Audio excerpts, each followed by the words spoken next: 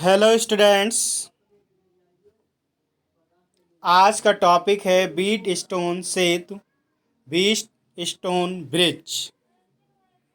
Beat stone सेतु की सुग्राह्यता चारों प्रतिरोधों के आपेक्षिक मान पर निर्भर है। क्या है? इंग्लैंड के वैज्ञानिक प्रोफेसर C.F. व्हीटस्टोन ने सन 1842 में चार प्रतिरोध, एक सेल तथा एक धारामापी को परस्पर जोड़कर एक ऐसा विशेष परिपथ तैयार किया जिसकी सहायता से किसी चालक का प्रतिरोध ज्ञात किया जा सकता है। इस परिपथ या इस व्यवस्था को व्हीटस्टोन सेतु कहते हैं। अब देखो बेटा इसकी रचना।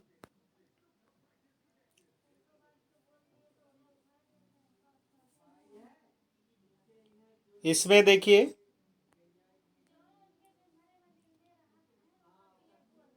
चार प्रतिरोध AB, BC, CD और AD को एक समांतर चतुर्भुज के रूप में जोड़ा गया है और इसमें एक विकर्ण में सेल, विकर्ण AC में सेल जोड़ दिया गया और दूसरे विकर्ण में को धारामापी की सहायता से कुंजी से जोड़ दिया गया है।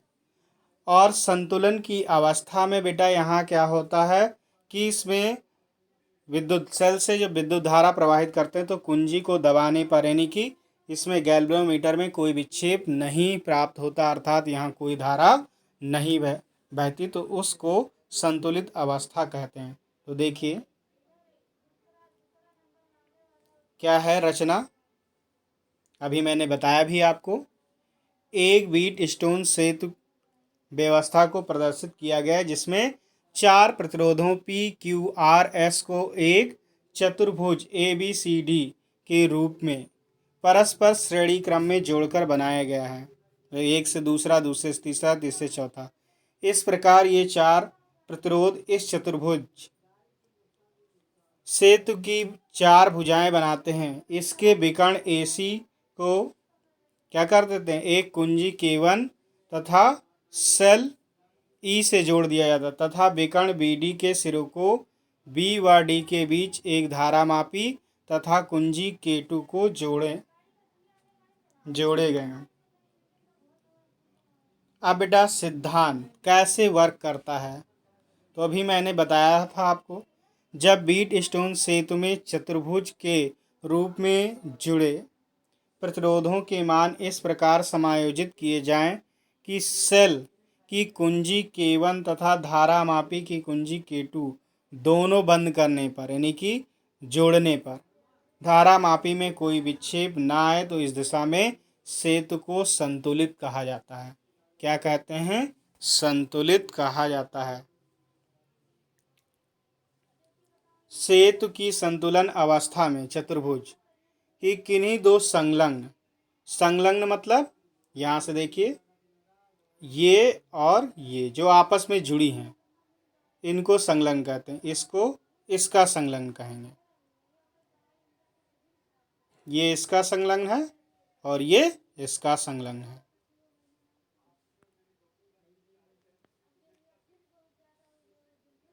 तो क्या है, दो संलग्न भुजाओं में लगे प्रतिरोधों का अनुपात शेष दो संलग्न भुजाओं में लगे प्रतिरोधों के अनुपात के बराबर होता है। यही व्हीटस्टोन सेतु का सिद्धांत है। अब संतुलन अवस्था में तो देखिए पहले डायग्राम में पहुंचते हैं। देखिए ये क्या है, यहाँ पर इन दोनों का अनुपात, इन दोनों ये संलग्न भुजाएं हैं, तो इसका अनुपात और इसका अनुपात क्या होगा, बराबर होगा। तो देखिए यहाँ से क्या हो गया,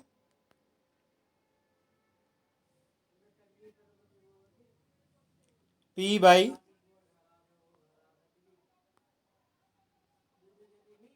तो यहाँ से संलग्न कोई चाहे जैसे ले लें, तो ये नीचे ऊपर ले लिया P/R = Q/S। या इसको इधर ले आइए, इसको इधर। तो कोई भी संलग्न लीजिए, चाहे आपस में ऊपर नीचे ले सकते हैं। तो P/R इक्वल्स टू Q/S या P/Q इक्वल्स टू R/S। तो कोई एक लिख लीजिए। तो ये वाला आप लिखिएगा, नीचे वाला P/Q इक्वल्स टू R/S। यही संबंध सेतु संतुलन की शर्त कहलाती है।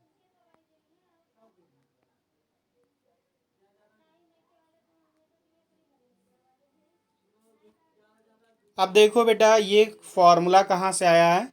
सेतु की संतुलन के शर्त का निगमन। व्हीटस्टोन सेतु की कुंजी K1 को दबाकर सेल के परिपथ में धारा I प्रवाहित की जाती है। तो बिंदु A पर यह दो भागों में बढ़ जाता है, जैसे कि यहाँ पे दिखाया गया है। ये धारा आ रहा है और यहाँ से दो भागों में बढ़ गए। I1 इधर चला गया, I2 इधर। तो I1 इसमें आ जाता है और I2 इसमें, और ऐसे यहाँ पर आकर मिल जाता है। तो I1 प्लस I2 मिल जाएगा। तो ये I हो जाएगा आपका।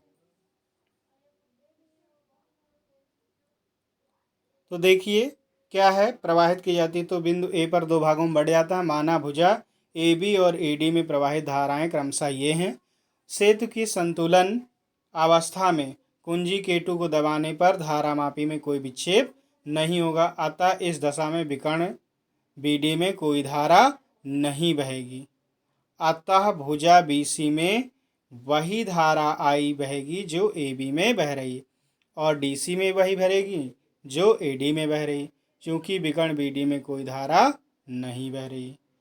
इसलिए बिंदु B व D के बीच विभवांतर शून्य होगा, अर्थात B व D एक ही विभव पर होंगे। अतः इस स्थिति में क्या हो जाएगा? A व B के बीच विभवांतर A और D के बीच विभवांतर, वे A B के बीच विभवांतर और A D के बीच विभवांतर समान होगा, क्योंकि बीच में कोई धारा नहीं बह रही है। तो देखिए बेटा, विभवांतर क्या होता है? V इक्वल्स टू IR, ओम के नियम से। तो इसमें क्या है भाई, यहाँ पर I और R के प्लेस पे P है, और यहाँ I के प्लेस पे 2 और I2, और यहाँ R के प्लेस पे R।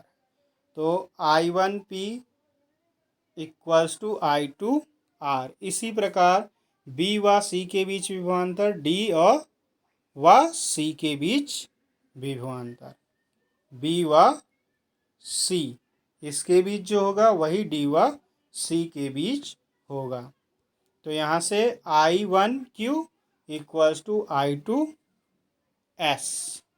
अब समीकरण ये 1 ले लीजिए और ये समीकरण 2, 1 को 2 से भाग करने पर तो I1 से I1 कैंसिल होगा, I2 से I, तो P/Q इक्वल्स टू R/S। ये समीकरण आपका 3 आ गया। यही सेतु की संतुलन शर्त है।